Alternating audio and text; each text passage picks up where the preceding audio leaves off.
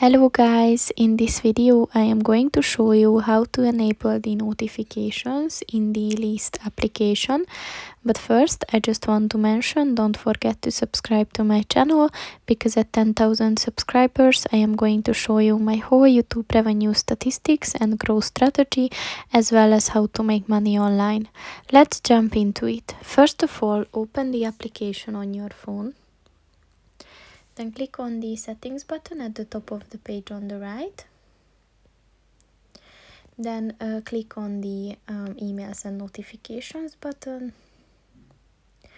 And just click on the white circle next to all notifications. And if you are not interested in one of these, you can just click on the white circle again, and it will disable it. So that's pretty much it for this video, guys. See you in the next one. Goodbye.